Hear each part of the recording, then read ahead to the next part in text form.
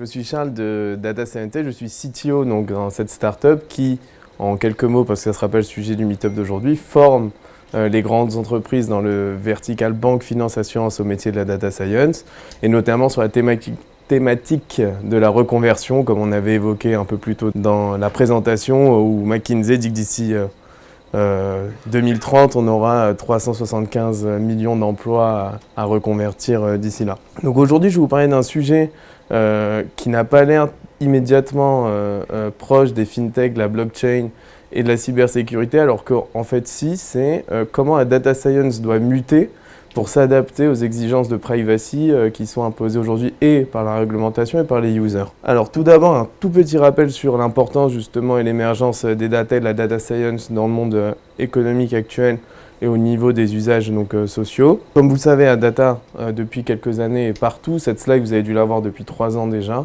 Elle vous dit en quelques mots que tous les usages et toutes les entreprises aujourd'hui prennent un tournant qui est data-centrique et qui fait que, d'une manière ou d'une autre, la donnée collectée leur permet de créer de la valeur.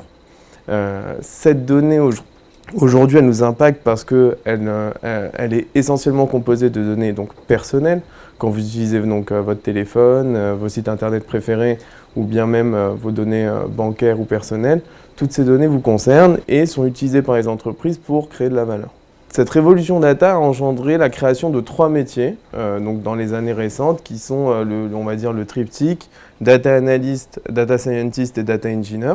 Chacun de ces métiers intervient à un moment différent dans la chaîne de la valeur data, avec en amont le data analyst qui va collecter, trier et étudier la donnée, étudier les grandes tendances et faire la big picture sur un problème donné. Vous avez ensuite les data scientists qui sont plus des scientifiques comme leur nom l'indique et qui vont expérimenter, créer des modèles et justement ceux qui vont essayer de trouver et créer de la valeur grâce aux données qui ont été collectées par les data analysts. Et enfin, vous avez les data engineers qui, eux, servent à mettre en production, optimiser et créer justement des produits qui peuvent scaler à une grande quantité de personnes. Donc maintenant que le cadre est posé, je vais vous poser quelques questions. Donc j'attends de vous d'être assez réactifs. Donc la première question, c'est qui utilisait WhatsApp il y a plus de 3 ans, l'application de messagerie WhatsApp?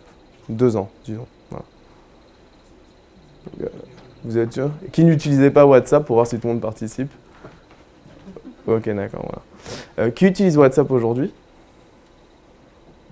Ok. Qui n'utilise pas WhatsApp aujourd'hui? Ouais, comme ça. Ok. Alors maintenant, j'ai une autre question. Donc, comme vous savez, WhatsApp, depuis très peu de temps, c'est-à-dire depuis 1 an, je dirais, a crypté la messagerie, donc, ce qui fait qu'ils n'ont plus accès à vos messages lorsque vous discutez. Bon, WhatsApp n'avait pas vocation à être lucrative, en tout cas très lucrative. Et n'utilisez pas concrètement vos messages pour pousser de la pub, etc. Mais à passer le cap de crypter les messages. Du coup, maintenant, je vais vous poser une question. Si vous êtes dans la peau d'un investisseur et qu'une startup vient vous voir avec une nouvelle application de messagerie, mais qu'elle n'est pas cryptée, est-ce que vous investiriez dedans? Non, voilà. Personne n'investit dedans.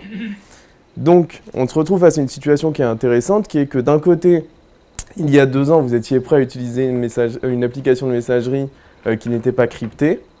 Or, aujourd'hui, plus personne n'est prêt à le faire, ou en tout cas, plus personne n'est prêt à investir dans ce genre de messagerie.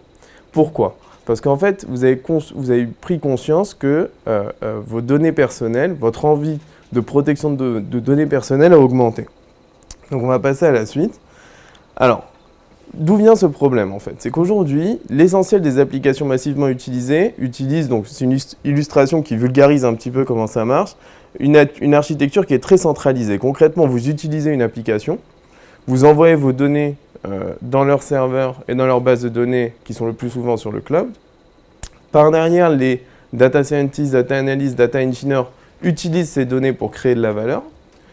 Alors, chose intéressante, c'est que tous les outils que vous utilisez quand ils sont massivement utilisés, ils ont une privacy policy qui vous garantit parfois que vos données sont cryptées comme WhatsApp ou bien que nous ne partagerons jamais vos photos sur Facebook, etc., etc.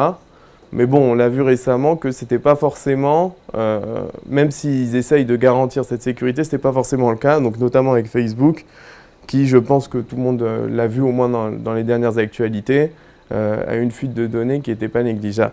Pas négligeable, même si ça concerne le plus souvent les utilisateurs américains. Donc on se retrouve dans un système qui est très centralisé, avec une garantie sur la privacy des données qui est déportée à la charge de ceux qui vous fournissent ce service. Mais alors, la question c'est pourquoi? Ben, c'est tout simple, c'est en fait que leur business model est d'exploiter votre donnée. Pourquoi tout ça est gratuit? Quand quelque chose est gratuit, c'est que le produit c'est vous. Ça, vous avez déjà entendu cette phrase, mais c'est parce qu'elle est on ne peut plus vraie. C'est quand vous utilisez un service qui est gratuit, n'oubliez pas que le produit c'est vous. Comme je vous l'ai dit, aujourd'hui, tout d'abord, au niveau de la réglementation, la protection de la donnée est revenue donc, sur le devant de la scène, notamment au mois de mai prochain, avec l'entrée en vigueur de la RGPD pour la protection des données personnelles. Mais aussi parce que, comme on l'a vu lors de la petite expérience précédemment, vous-même, vous avez un besoin et un appétit en privacy qui est grandissant.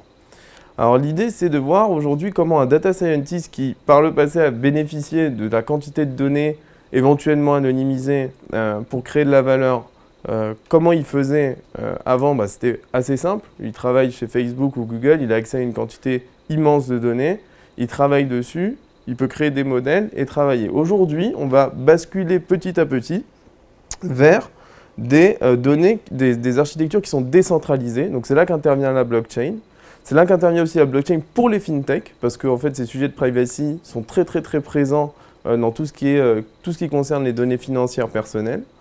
Et on se retrouve avec un problème du coup pour les data scientists, donc je parle en tant que data scientist, c'est comment on va faire pour créer des modèles. Et alors pourquoi ces modèles sont importants? C'est parce qu'ils peuvent créer de la valeur, mais aussi dans lesquels vous allez pouvoir en bénéficier vous-même. Alors, là, l'idée, c'est qu'il va falloir justement faire muter tout l'écosystème, à la fois sur les business models, parce que là, le produit, ce n'est plus vous, mais aussi au niveau des modèles concrètement, parce que comment on fait du machine learning quand il y a de la privacy, c'est-à-dire si les données sont anonymisées, ou pire, si la donnée n'est pas remontée dans un cloud. Alors ça va impliquer du coup qu'on a besoin de faire de l'évolution de devices à différents niveaux. Donc des devices qui sont connectés de manière décentralisée, mais surtout des devices qui doivent être capables d'apprendre en autonomie. Et donc, ça implique d'avoir un hardware beaucoup plus puissant. Aujourd'hui, le fait de travailler sur données anonymisées, c'est un secteur de recherche qui n'est pas du tout en avance, on va dire qui n'est pas du tout à jour, contrairement au machine learning qui est sur données donc non anonymisées. Et c'est justement là qu'intervient ma présentation, c'est pour dire que les data scientists vont être amenés à muter et à justement développer et créer des nouvelles techniques qui permettent justement de le faire. Donc à titre d'exemple, vous pouvez regarder, donc, sans vouloir faire de pub, mais par exemple, vous avez Apple Machine Learning, donc c'est des publications publiques, qui développent justement des algorithmes. Et on voit que donc Apple, qui réunit, disons, les grands cerveaux californiens en machine learning, arrive à peine à faire un compteur anonymisé. C'est pour vous dire à quel point on est loin, on est loin en termes de machine learning dans ses usages.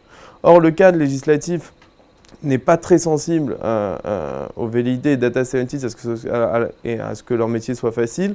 Donc imaginez quel va être justement l'avenir de la data science si on se retrouve dans des cadres réglementaires qui sont si contraints. Si vous voulez, aujourd'hui, la clé, justement, ça va être de pouvoir développer des outils qui sont décentralisés. Je vous ai entendu parler tout à l'heure de la startup Snips, qui développe justement un assistant vocal entièrement décentralisé et privé par design, dans le sens où votre donnée ne reste que dans l'assistant vocal, s'entraîne dessus et justement ne sort jamais et travaille dessus. Donc je vous invite à aller voir peut-être regarder ce qu'ils font.